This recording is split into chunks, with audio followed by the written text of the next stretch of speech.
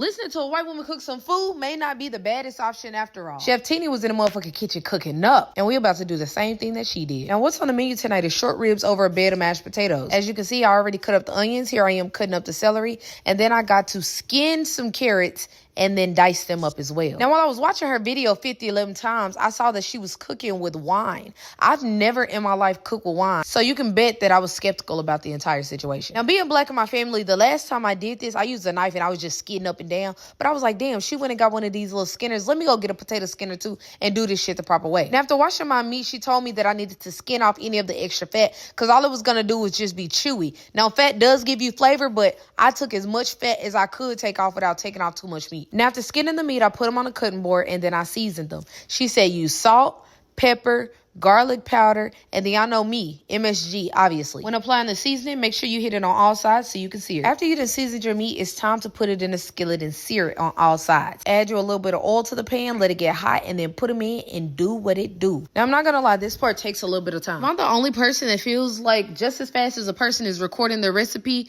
the food is supposed to be done that fast in real life. Say no to drugs, kids. Now, after you done seared the meat, add a little more oil to the pan, and then you're gonna go in with your vegetables. You're probably thinking that's burnt at the bottom. No, it's just seasoning. Once the vegetables are in and they're starting to cook, add 1 tablespoon of tomato paste. Y'all, when I say this shit right here was throwing me for a loop, because honestly, what does this look like to y'all? Like, let's be serious about it. Like, 3 little vegetables, tomato paste in the pan, and you got half done meat over here. It looks sickening. Now, Teeny said to add a couple of splashes of Worcestershire sauce. Yes, I said sauce because I can't fucking talk. Then we're gonna cook it till the onions get soft. Now, the part that threw me for a loop was the wine, y'all. A half a bottle of wine? Now, you're probably thinking, Sherelle, what the fuck are you doing? Oh, this is a real thing. Put that wine in there and bring it to a boil and then allow it to reduce. Yeah, I like that word right there. Reduce simply means to evaporate all of the liquid out of there so that it becomes a thicker consistency. Now, once it's reduced, it's time to add the meat back into the pan. Now, while I was doing all of this, I was sticking my little finger on the spoon and tasting it, and y'all, it tasted like ass. But after you add the meat back into the pan, you're going to fill it up with broth. Not necessarily fill it up, but just cover the meat, add some garlic, some thyme, some basil leaves, and rosemary. Now, for the life of me, I could not find fresh rosemary, so I ended up getting it off the shelf. And because I didn't buy an expensive ass pot like she did, I put foil on it, and I'm sticking it in the oven for 3 hours. Now, when I did that, I actually left to go on set. I was filming, so this was at the house cooking on 300 for as long as it could,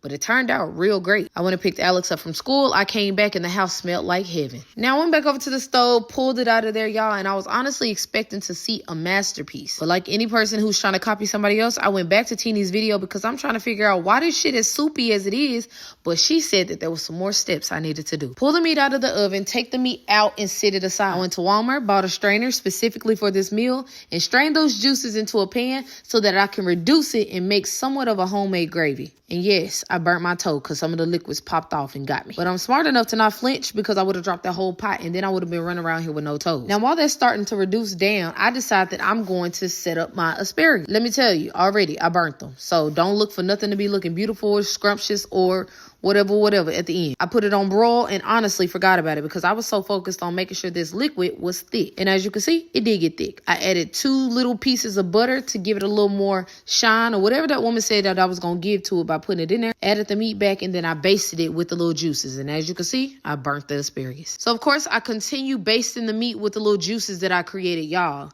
And it looks really good and it tastes even better. Now we're going on to the mashed potatoes. It was only until I got home and realized I should have got real mashed potatoes or made them from scratch. But then I realized I wasn't feeding the fucking president, so I was like, fuck it. We eating them out of a box tonight. Get your instant mashed potatoes, get your garlic powder, get your butter, get your hot water, get your sour cream, get your minced garlic, get you some black pepper, mix all that shit up, and then you got mashed potatoes. I'm a black pepper freak, so I really love black pepper, but honestly, you could have added a little bit of milk and I added some salt just for flavor, and boom, it's time to plate it up. And you're probably wondering why I'm just putting a scoop on this plate because my daughter weird and all she wanted was mashed potatoes.